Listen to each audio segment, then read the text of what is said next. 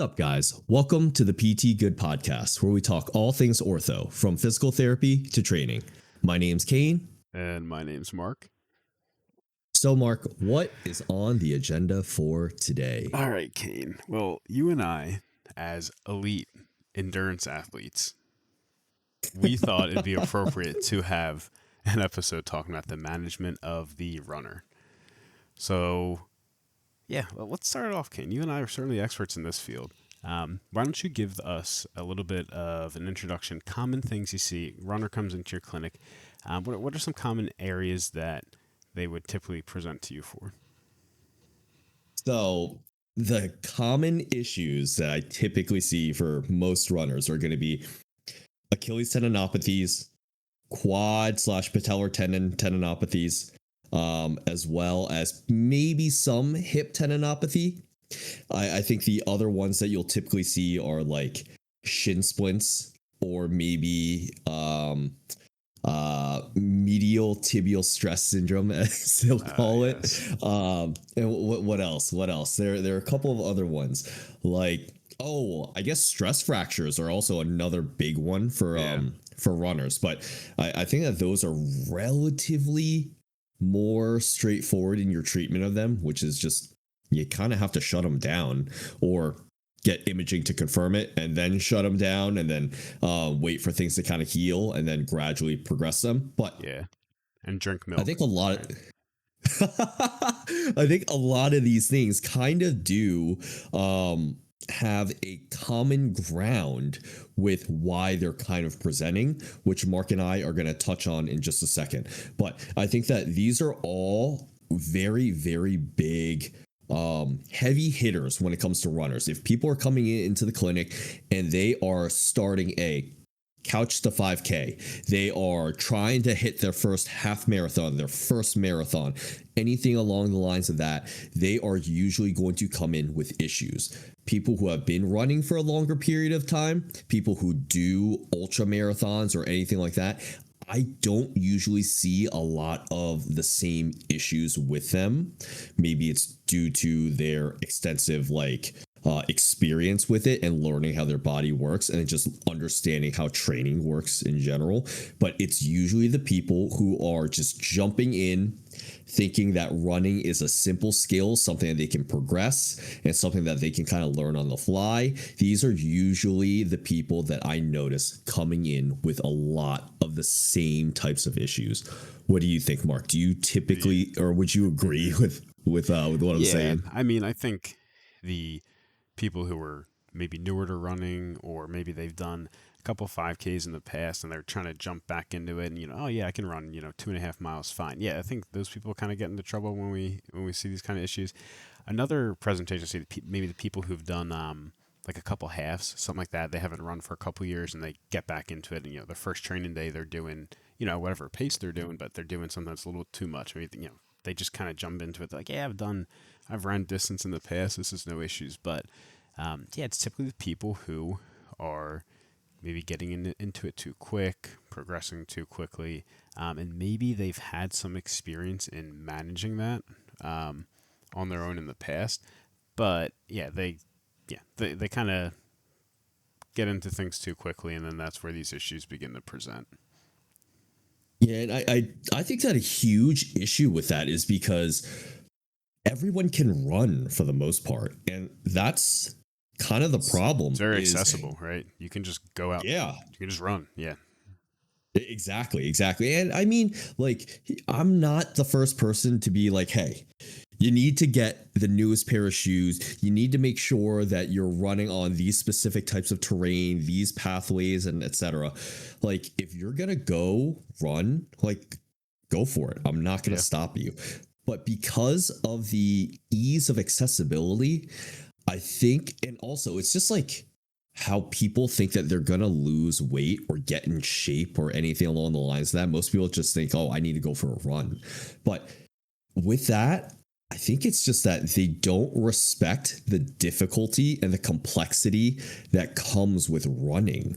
It is a very high impact activity. It is constant Yeah. pounding on your muscles and Yeah. joints. It's a successive So, hopping, right? I mean, when's the last time a lot of these people have hopped, which is, yeah, yes, uh, for sure. clearing, the ground on one leg, right?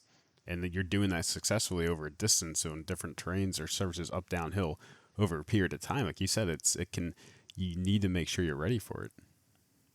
For sure, for sure, and I think that this is definitely going to be a topic that we touch on in later on in the episode. But it's just one of those things where if you lay down the foundation, if you make sure that you're ready to be able to do this and you take the appropriate steps, that's probably going to mitigate a lot of these issues. So that kind of ties us back in to some of those common problems that we see a lot of these runners come in for.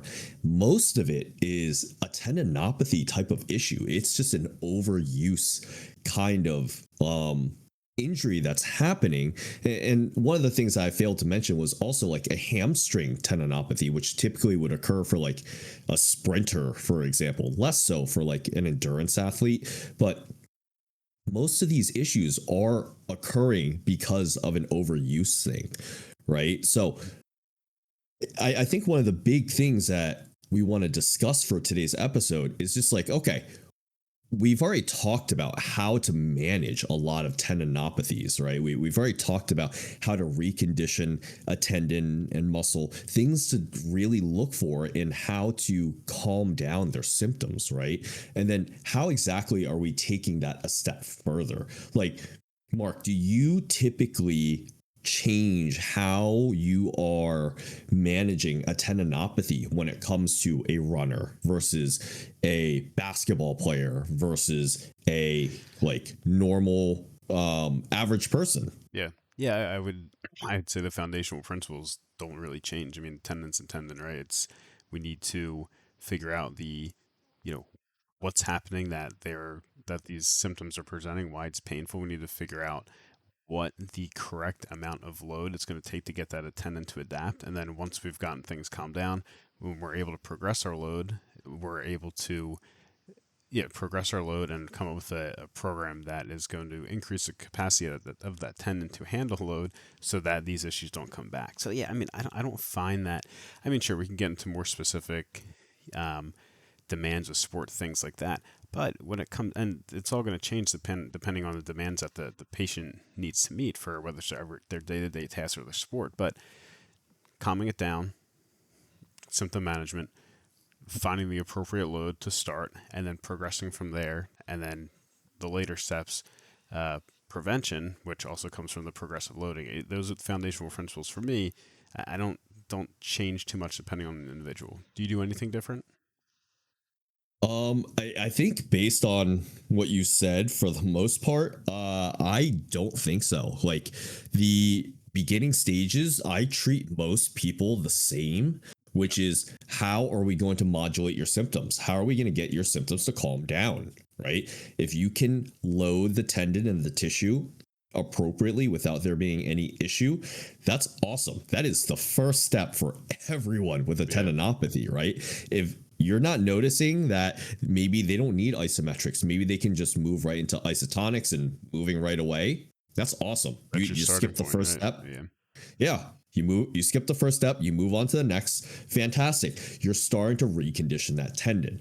I think the biggest thing that I change from athlete to athlete, or person to person, I should say, is pretty much what Mark touched on at the end there, which is the specificity of their activity, right? Like you want to be able to return someone to the activity that they're doing, and you want to make sure that they are well equipped to handle the demands of that activity. So if a jumper is coming in to see you, maybe I'm not going to let them be discharged without having them jump What repetitively, do you mean heel raises right? aren't good enough?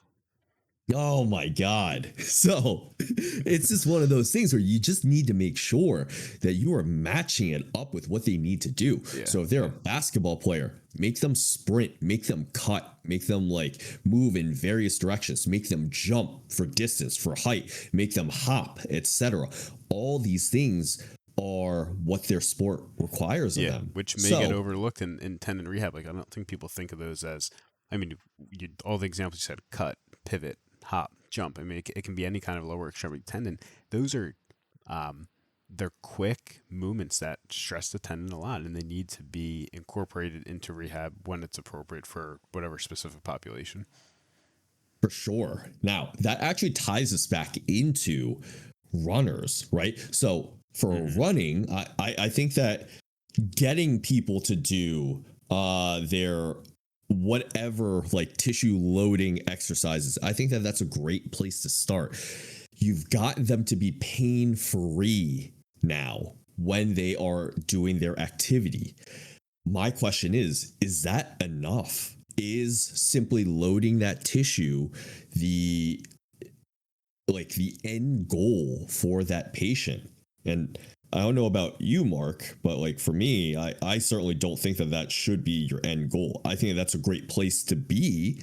To get them there is an awesome milestone, Mm-hmm. but I would not hang my hat simply on getting them to that place, right? I think that there's a lot more that still can be flushed out in regards to improving their performance as well as preventing a lot of these issues from recurring again as well Yeah, too. which I think those two, excuse me, those 2 points think go hand in hand, right? The things that you're going to do from the, I mean, there is some overlap. The things that you would do to improve performance are probably going to help from a preventive aspect as well, right? If they're able to perform better, more efficiently, handle those loads in a better manner, the chance of an issue coming back that was due to a loading issue is probably less. Yeah, so I don't think our job's done just when their symptoms are gone. And, hey, I was able to, you know, run a couple days and it didn't hurt as much. I mean, typically these issues are developing over time. We don't really, and I don't think we can ever be 100% confident, but I think we can, if we don't load them or attempt to develop a program from a preventative aspect, I don't know if the job's finished. So, Mark, what are some things that you would typically like? You've gotten a runner Mhm. to that point where they are pain free when they are doing their like tissue loading exercises, and now they are able to start to run again, and they're like, okay, I can start to do like a quarter mile, half a mile, and I don't Yeah. have any issues. Where are you going with this? What exactly do you look for and do here? So typically at this point, I've had the discussion with them regarding what their goals. What are they looking to be able to do? Is this, are we looking at a half? Or like how the distance they're looking to run, perhaps pace, and like when this event's occurring, right? So um, maybe we can talk more specifically about this, but just generally, I need that kind of information so I can know, okay, how quickly are they looking to progress? Do we have some more time we can work with this, or we can kind of draw out our load progression so that we can really reduce the chances of this kind of issue coming back? Do we have more time to work with? And yeah, depending on those variables, that kind of dictates where I go. But without getting too specific about it, yeah, if I have that information, their symptoms are settled down, they're beginning to do a little bit of running. I don't have like a hard set kind of rule I work with, but as I said, we're looking at some kind of progression, right? So if it's, let's say they're typically running 3 or 4 days a week, right? I need some more information. I need to know, okay, are we doing longer days? Are we doing shorter days? Again, the information about their specific event they're training for, or if they don't have an event, if they're just looking to go for want to be able to run a certain distance, that kind of dictates the progression. See, this part, it gets a little bit, I don't have like a set rule because it's going to differ on the individual, right? And also, I haven't really, like, I don't think there's a cookie cutter way to progress, right? So it's great that they're running. They're great they don't have pain, right? Maybe, let's say they're used to running weekly volume of like 10 miles. Okay. I'm maybe more likely to split up that volume into more sessions or days rather than hitting it all at once. And that ties into our load management aspect, right? We don't want to do too much too soon. That comes in regards to intensity or volume. So yeah, I think we'll talk about this more later on in this episode. But when they're starting out and they don't have pain and we've calmed down a reactive tendon or like, chronic type of tendinopathy, I don't really want any painful activity right now. Maybe in the future when we're back to their, quote unquote normal training volume, it can be acceptable as long as it calms down. But general parameters I work with are okay, you can increase the volume. It shouldn't be, don't just double, your volume in a single day. Gradual progression, pain free. Once we've done that for, I don't know, at least like a couple weeks, then we can start to think about increasing single session volume. And then depending on, where they're at in terms of training for a specific event or race or something like that, there's different avenues we can go from there. Yeah, I mean, I think you can see where I'm going with it, but it's kind of like, I don't know, I feel like it's very individual based. It's hard to me. It's hard to give like a explicit answer or formula, like where we go once the pain's gone. Like how do you approach it? So I think that the way that you kind of express that makes a whole lot of sense, right? Is you need to tailor it to the individual. And this really ties back into the same thing when it comes to progressing certain people, when it comes to lifting or for performance or anything along the lines of that.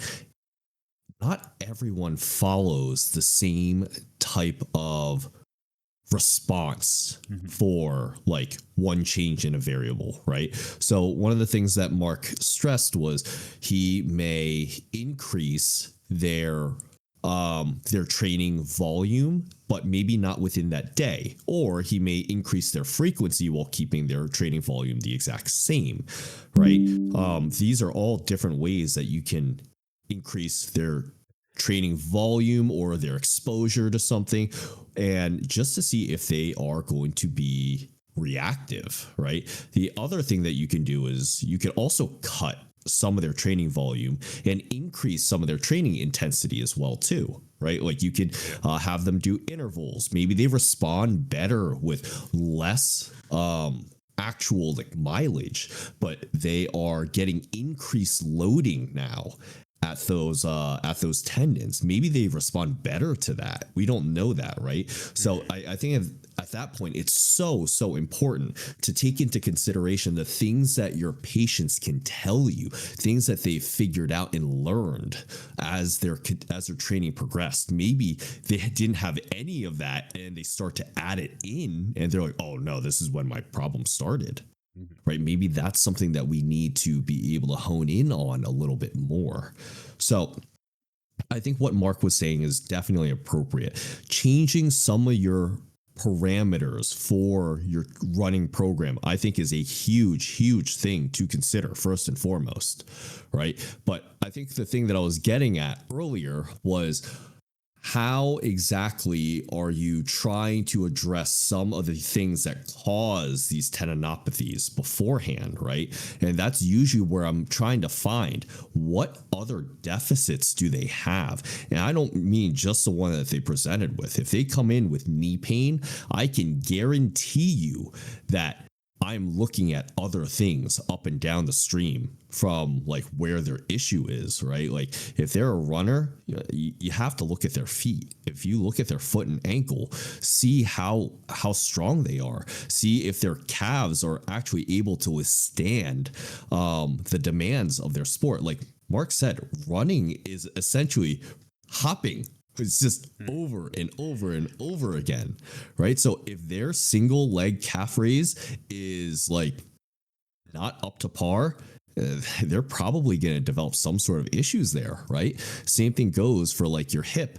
You're spending so much time on a stance leg. If your hip isn't strong, you're probably going to run into some issues there, whether it's directly at your hip or whether it's at your knee. That's a different story, right? So for me, addressing training volume is definitely appropriate.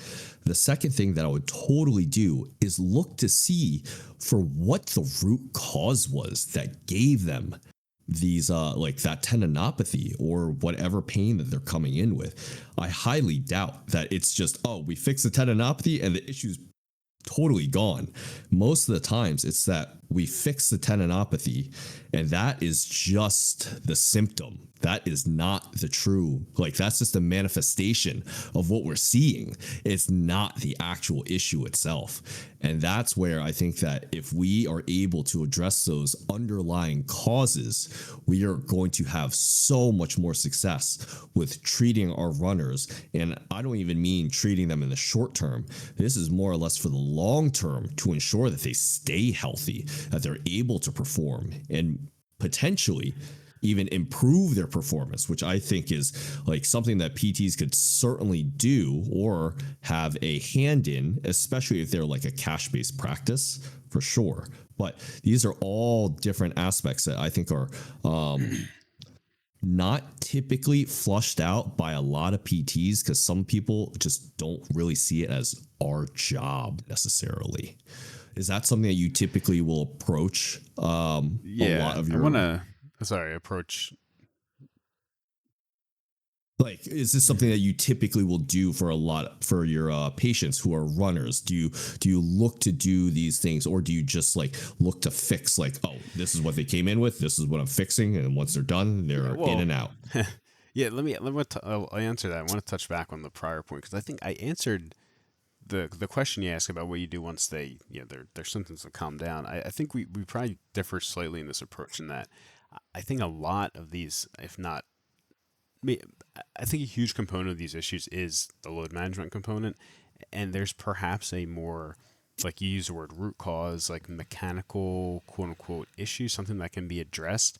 But at least the way I address these, unless there's something like really glaring, maybe they got, maybe we take a look at their hop and their hip just shoots out, or same thing. Maybe we look at their hop, see how they're landing, and they got a ton of forward knee travel, and I'm thinking that that's putting the increased load, which we can address mechanics as part of load management. Unless that's present, like the load management aspect is typically what I find I can clear out a large percent of these tendon-related issues, and then start to build the performance aspect on top of that, without specifically looking at something from a mechanical impairment, quote unquote, cause type issue. To me, the cause is the load component, which I know you look at, and by addressing the mechanical type of impairments, you're affecting the load through that tissue, right? So I think maybe the way I answered, I think, is from my perspective. I think, look at the first difference we have on the podcast. Look at that. Crazy. True. Yeah, but so you talked about like getting past that, and then now you're looking at the performance aspect, correct? Yeah, I think like the big thing, and it kind of ties into what you mentioned, is like when you do, or at least when I look to do these different exercises to address the root cause, I am essentially trying to prep that tissue better. Right. I am essentially working on motor control, as well as reconditioning that tissue to tolerate the demands of whatever activity it is. So when we do that, is it a way for us to improve on load management? Sure. We are looking to improve the work capacity of that tissue, right? I haven't even changed anything yet. I haven't adjusted their training program necessarily. I haven't addressed their like any of their lifting or anything like that. This is just to essentially get their tissue more familiar with what exactly it is that we need it to do while they're running, right? Like, right. I think that is like a huge thing, because as long as you are working on doing that, things are going to start to fire better. Those patterns are going to be integrated a lot easier when you start to incorporate it into running, especially if you do so when they're in a fresh state, right? Like, running is fatiguing. It's very stressful. If you continue to hammer that again and again and again when you're fatigued, you are essentially ingraining a poor pattern, which is why most of the times for runners, they talk about passing the talk test, right? Being able to hold a conversation while you're talking just goes to show that you are not super fatigued while you're doing this. So you can maintain relatively good technique while you're running, and that you're not really faltering because you're tired, right? That's where we want to make sure that we're able to integrate the things that we want to do into their running form while they're still fresh, right? So that's what I'm looking to do, and that's where I we can consider it load management, both in the same manner, but maybe from a different perspective. Yeah, I think the end goal is similar, right? It's like, how do we, like you said, how do we calm this tissue down? How do we increase the capacity of this tissue? Whether it's not necessarily like changing how the person's moving, but yeah, just making sure that tissue doesn't get re-irritated through progressive loading exposure, however you want to call it. So you were saying about, like you said, PT's job's not done once we get the pain settled down. So now we're at the part where, what do you have this person, you've addressed the tendinopathy, the pain type issue. Now they're getting back into running. So what do you think? What does PT do now? Like at this point, you think, well, what's the standard of care? I guess. Do you think people are at this point being discharged? Do you think people are beginning to have a conversation regarding, okay, now your pain's gone. Now this is what we do. Do you think PTs have like a game plan when they get to that point? What does it look like? And once you answer that question, like, what do you think it should look like? I think if the PT has running experience or a lot of experience working with a variety of athletes, that it typically will not stop there. They will push further to see if they can further challenge their patients to see if they can provoke any other symptoms, right? Maybe they don't dive deeper into looking above or below the affected joint to see if there's something going on there, but they'll probably push the complexity or the intensity of their patterns to see if it is going to reveal something else. Maybe it's like, okay, maybe it's still reactive and we got to get it to so you're testing the stability of the symptoms, whether you're trying, not necessarily trying to provoke something, but seeing where is this threshold at. Are we still working within it? Are we going past it? Yeah. I think that is where a lot of people who are experienced with this will go to, which I think is a great direction to move towards, right? I think that if they don't have that experience, they're usually just going to call it as soon as the patient does not demonstrate symptoms when they're running.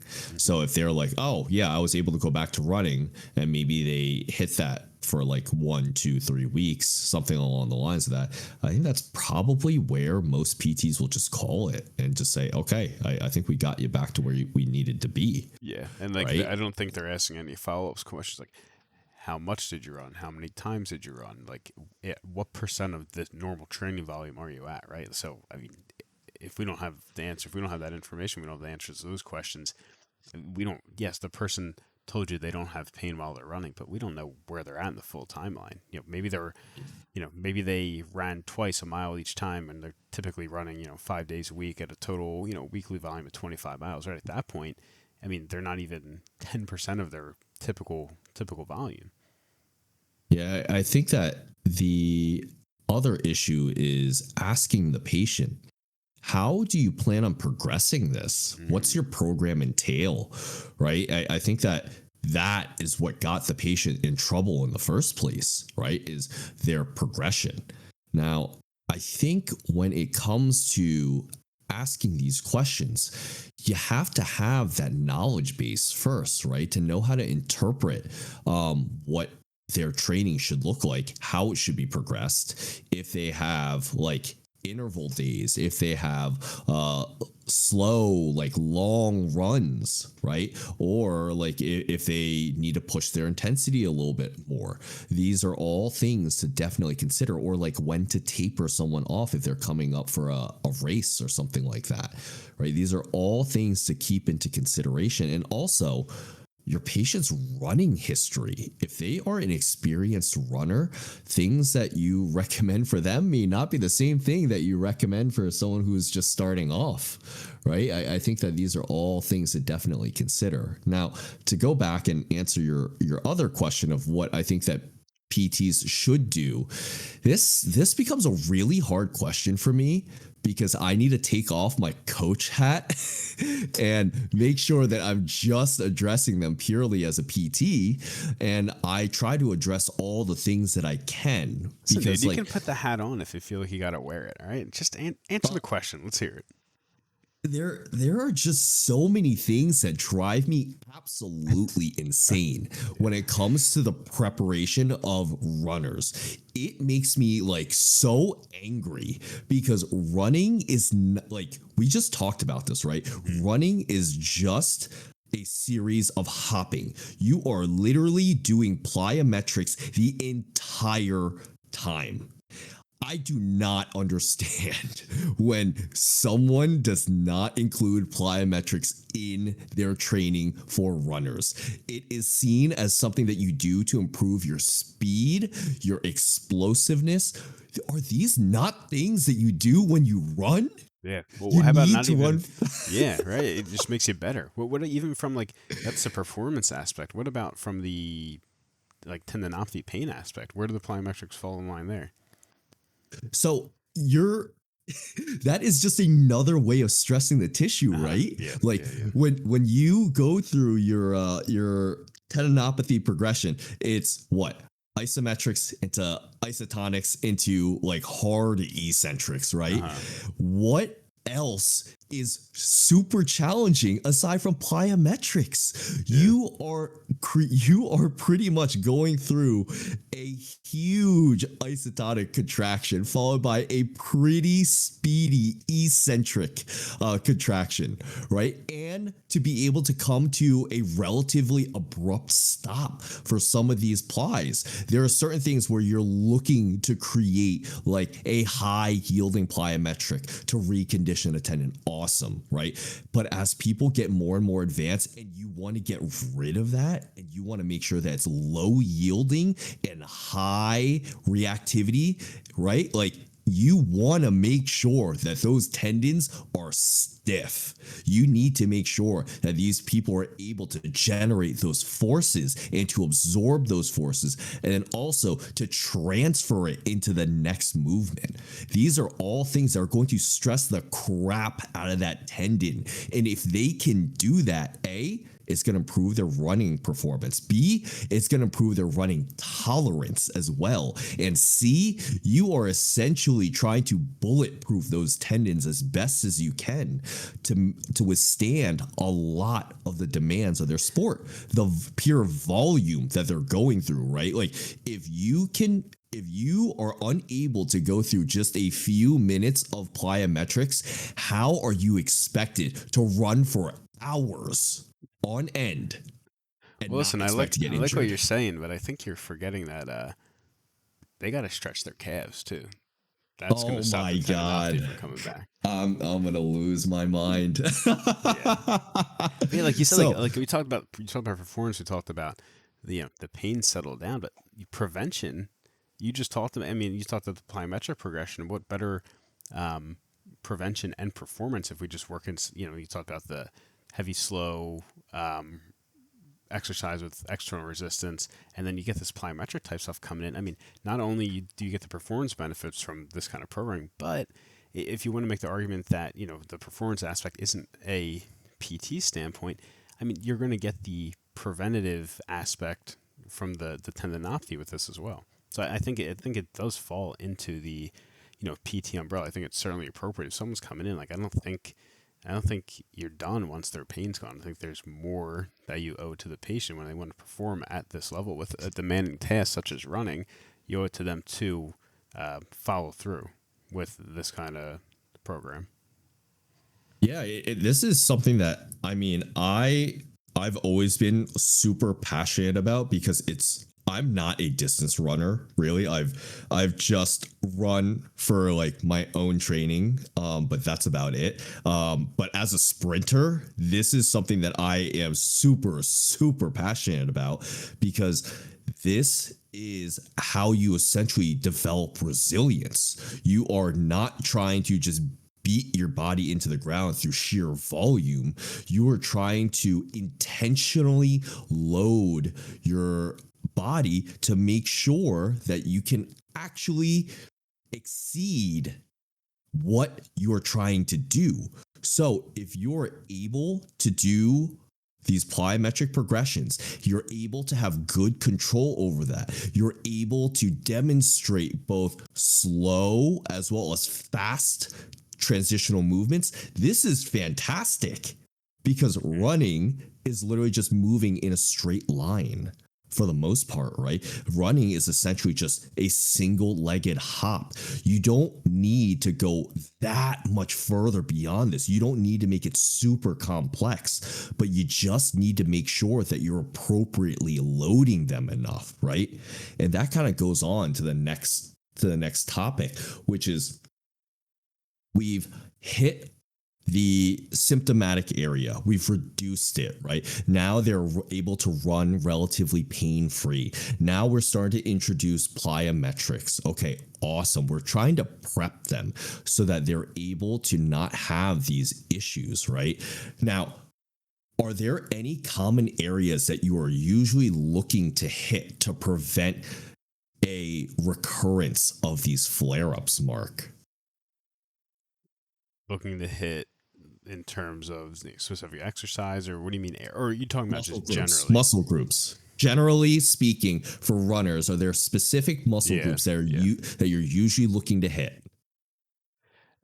So just generally, I think calf strength's a huge thing. I think they need to be able to absorb and release force through their hips and trunk core. Yeah, I mean quads in there as well, but I mean from the performance aspect, I think core and hip rotational kind of component is big there, and then just generally to be able to handle load, I think calves are big too. I mean all of which like any kind of when we talk plyometric like just compound type movements like that, you're going to hit a lot of that, right? I mean anything where you're clearing the ground, you're going to get that forceful plantar flexion. When you land, you're going to get the eccentric dorsiflexion as well. So, um, yeah, I don't know. Am I answering your question? Yeah. So, Yeah, I mean, I just think you get them all together if you're using the right kind of movements. Like you're gonna, I mean, running, you're using everything in your lower extremity, right? If you program the correct type of plyometrics, I mean, maybe the core stuff you need a little bit more direct intervention, but I think you're just hitting everything you need to with these compound movements. And it goes in yeah, even not just the plyometrics, but when we're looking at when we talk about the heavy, slow eccentrics, when we're looking at the resistance training type stuff, I mean, you're gonna just your basic lower extremity compound movements, squat, deadlift variations, whatever it is, like you're gonna be hitting what you need to. Hip, I mean, you're gonna get real solid Achilles loading with any kind of squat, deadlift pattern, things like that. Yeah, I don't think it has to be. The movements don't have to be complicated. We don't need to add all kinds of different bands and external resistance. I mean, you stick to the basics and you program it correctly and you choose the correct type of exercise. I mean, I think that gets you most of the way there. yeah. I do partially agree with that. I think the things that Mark said, like core training, I think is severely neglected for runners, right? Like the entire system is constantly going through, okay, can we transfer energy efficiently? You're able to do that when things are stable, right? Core training is so important here. The second thing is you are constantly rotating when you are running. So that is like your trunk needs to be able to do that. So that is another thing that Mark talked about, which is rotation, right? So that is definitely something that I think is very important to hit on to improve performance. But the other things, I think calves, for example, are huge. I think that being able to perform 20 to 30 plus single leg calf raises with minimal compensation or assistance is Yeah, almost and these like. have to be good. Are you aware of? I mean, like the calf raise thing is an interesting topic to me because I see people that are like, I can do 75 of them, and they're just like launching themselves. Are you aware of anything that standardizes like that assessment, that test for a single leg heel raise, like how it's supposed to be done? So for the most part, it is you are taking out all momentum when you are doing it, right? You are coming all the way up, you're having a pause at the top, you're coming all the way down, and you're having a pause at the bottom just to take out any stretch reflex, right? The second Yeah, thing yeah, is you can hold on to something for balance, but you're not using your upper extremity to get some assistance, right? So what I'll usually do is I'll give them my hands for balance just to make sure that they're not pushing through their hands, right? And you can definitely tell from one side to the other when one side gets weaker because regardless of how well conditioned you are, when you start to get fatigued, you are probably going to push through your hands at least a little bit. That's yeah. super normal. So I think that doing that helps me get a much better feel for like, are they actually producing the force necessary, or are they just compensating and using their trunk lean or using their upper body to get some extra reps out of it, right? Yeah. But I think that's like a huge thing. The other thing that I think is like definitely more advanced is just straight up single leg hopping, right? Like you can quantify this in a couple of different ways, right? Like how many touches can they get on a line hop just going for like 10 seconds? Maybe you're testing them now with pogo jumps, but you can do that single leg and seeing like, okay, in 15 seconds, how many explosive hops can you get, like maximal hops, right? I think that's another great way to test it because you're actually seeing like, can they produce that force, can they absorb it, and can they repeatedly do that in succession?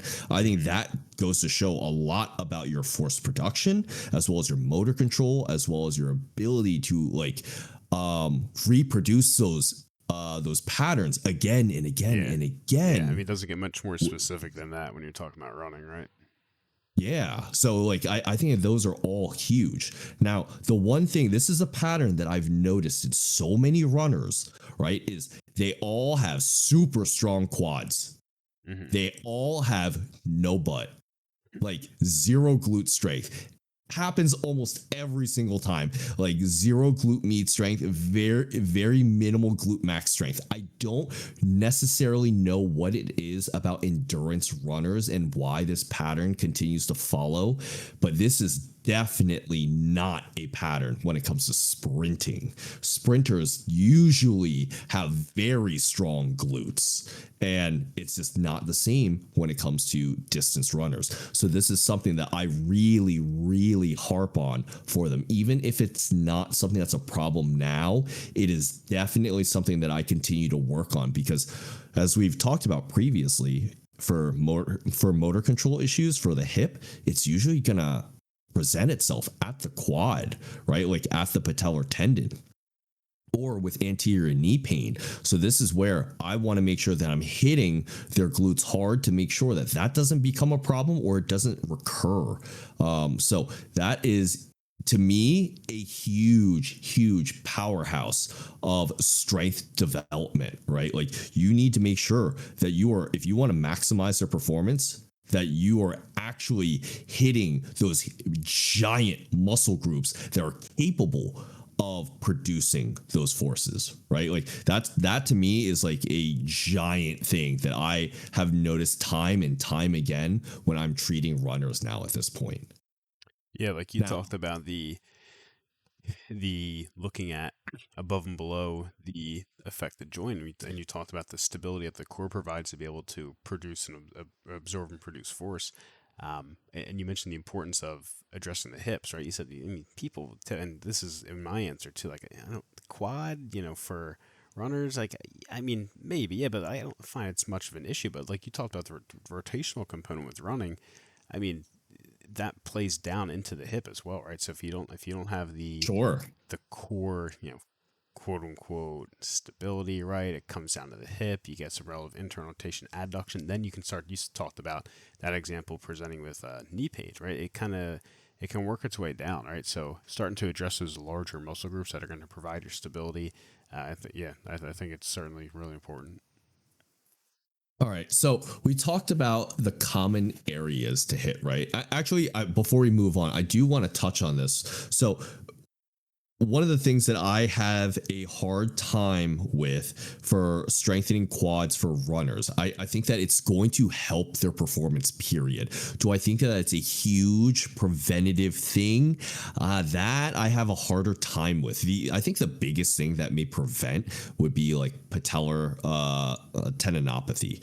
But I think that if you're loading your quads well, you're still going to pretty much be you're testing to see how strong it is, right? You're increasing on its strength, you're increasing on its performance. That's just going to help you in your performance. Like I think there's literally no downside to strengthening that. And also, if it mitigates your any of your anterior knee pain issues or patellar tendinopathy, that's extra icing on the cake. I can't guarantee you that just working on your hip and your glutes, that is going to pretty much prevent any potential for knee pain, right? I can't say that. I think that using the two in conjunction is going to make your training that much more efficient and effective. So that's just one thing I want to touch on is like,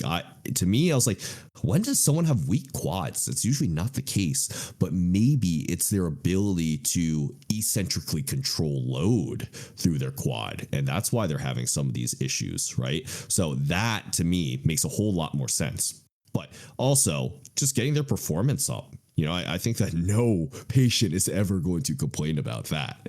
So we did talk about this where we're hitting glutes, we're hitting quads, we're hitting calves. We talked about adding plyometrics. Now, I think one of the biggest hangups here, and this is something I've seen people fall prey to, which is you've rehabbed them. You have gotten them to a point where they are able to continue running and not have a whole lot of pain, and they're able to progress as needed. How do you progress the exercises? This is something I see so many people where the client or the patient just continues to do their rehab exercises. You're just repeating the same thing again and again and again as your workout. And this is something that I have a hard time wrapping my brain around. But what are your thoughts here before I jump off on a tangent? Jump Mark? off what? Oh, okay, man, you got me worried for a second. Yeah, so rehab exercises.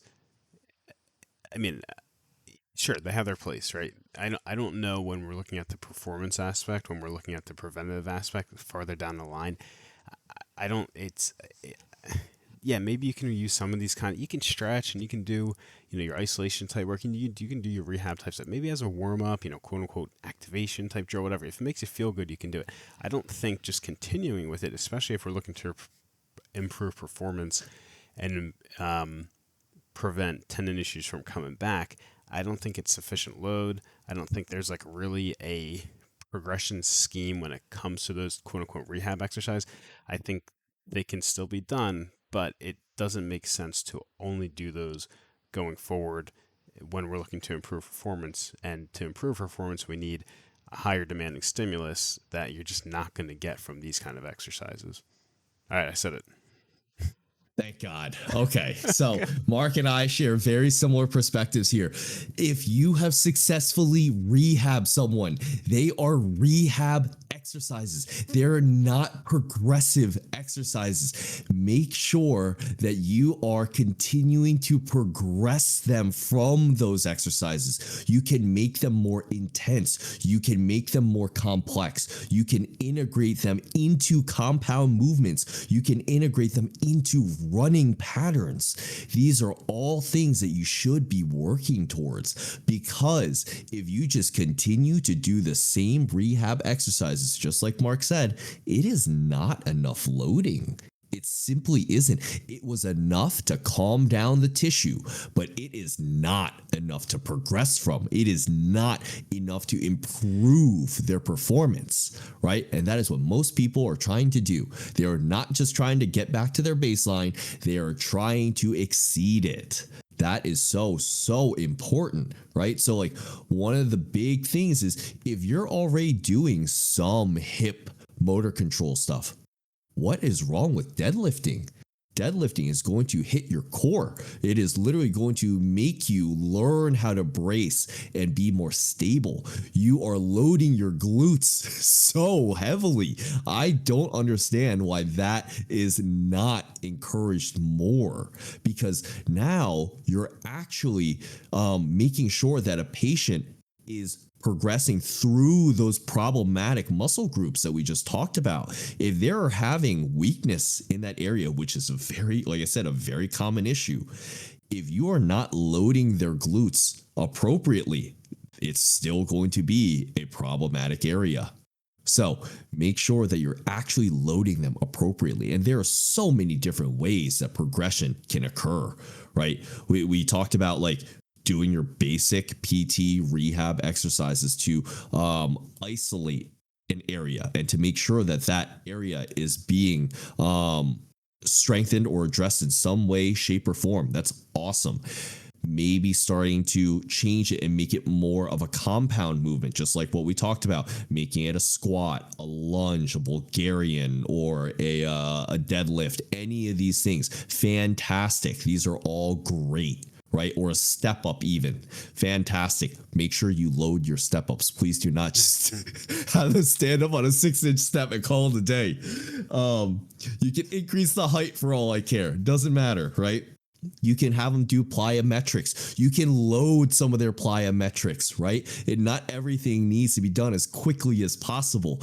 All these things can be progressed and regressed as they need it to, right? I think that this is where, going back to all the way in the beginning, this is where the topic of load management is just so important, right? Like what we talked about, all these things, how we're able to progress and regress people. Yeah. It is all for the sake of load management. Yeah. And I think when you talk about load management, like I like how you discuss the regress and progress aspect, because we certainly hear about being able to unload people and then reintroduce load. But load management is also on the other end of the spectrum when it comes to increasing performance. When the person isn't having pain, they need, like we talked, like Kane and I mentioned earlier, sufficient load, sufficient stimulus needs to be introduced and executed in order for these adaptations to occur, so they're able to perform their sport, or in this case, so they're able to run better. So it's not just about unloading and then small amounts of reloading with rehab exercise. It's on the other end of the spectrum as well when it comes to improving performance and increasing load, more demanding stimuli, so they can adapt. Yeah, and for the people who, I think we talked about this previously, but for people who may have missed that episode, load management essentially is figuring out how much stress a person can take on. And when I say stress, I mean all of it. I'm talking physical. I'm talking about mental/psychological stress, right?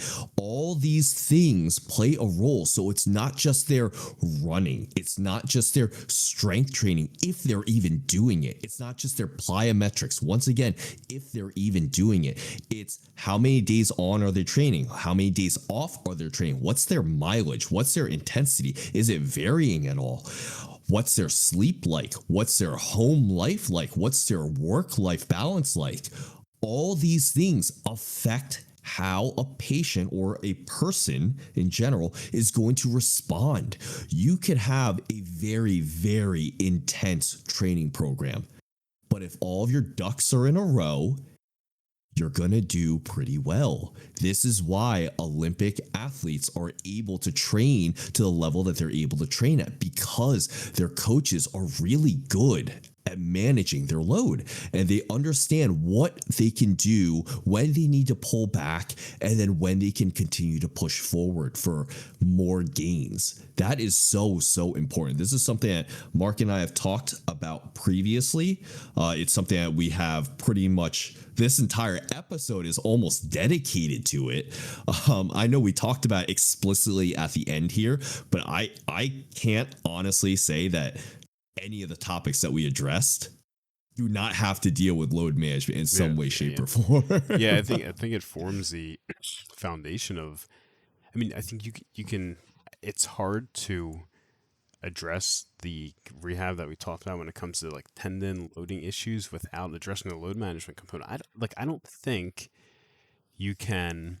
If you have a loading issue, I don't adding load on top of it to me without coming up with a way to calm things down first makes sense, right? And even if it's something like, let's say, they have like a tendon related pain, like, and you start with something really simple and it's an isometric, that's load. If you start with something even simpler, which you probably shouldn't do for tendinopathies, if you stretch, that's load, that's compressive load, right?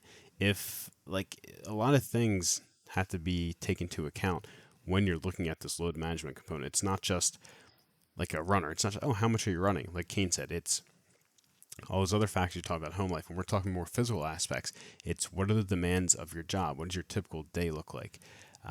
What other kind of exercise are you doing that's not running? That are you symptomatic with that? It all forms this picture, this complete picture of the individual in front of you, and all these variables account for how you're going to begin to manage somebody's symptoms and then further down the line improve their performance. Okay, Kane, anything else you'd like to touch on, discuss regarding management of the runner? Yeah, one last thing, and this is just so that people get a better or more explicit understanding for load management. I usually explain this to a lot of my clients, especially ones that I'm training for, like for hypertrophy or anything along the lines of that. Is there are certain levers that you can pull, right? If we keep it as simple as we can, if we are sticking to the running program, like Mark said, there are a couple of things that you can mess around with, a couple of variables here, right? It is their mileage for the week. It is their mileage for that day. It is their overall intensity. And then also their frequency, right? So you have 4 different things that you can mess around with. Maybe I forgot 1 or 2, but you get what I'm saying. Those are 4 different variables. If you increase all 4 of them at one time, you're probably going to run into some trouble, right? So maybe push and pull 1 or 2 levers at the very most, and you will start to see things change. Don't rush those changes. If something is being increased, something likely needs to be decreased, especially if you are teetering on what the boundary or on the boundaries of their performance, of like the upper echelon of what they can do. That is where you need to make sure that, we need to pull back on some things if we're going to push on others. If they are just like starting and they're like, okay, we're starting to ramp up, you may be able to get away with pushing a couple of those vectors a little bit faster.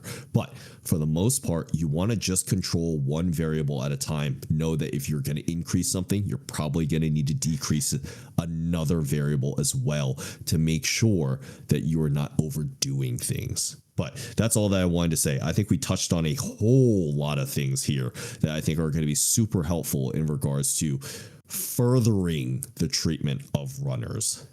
Yeah, I think like we talked about that overarching principle of load management. It's a huge component when it comes to managing this population. Right, we need to make sure from a performance aspect, further down the line, that they have sufficient load. When it comes to managing them initially, we need to make sure that their load is managed so symptoms aren't getting worse. And then once they're ready to, reintroducing load and exposure at an appropriate level. We talked about introducing different kind of exercise such as plyometric to improve performance. We talked about making sure you're working some isolated calf work. We talked about core exercise, hip exercise, working all those three groups together into compound movements to further improve performance. And again, load management is a huge role in this, addressing this population. We think it really needs to be addressed along with the other impairments that are being addressed. All right, that concludes today's episode of the PT Good Podcast. Remember to leave us a like, subscribe to us on whatever platform you're listening to us on. Follow us on Twitter at PT Good Podcast. Thanks for listening. Hope you enjoyed. See you on the next episode. Still love you. Bye.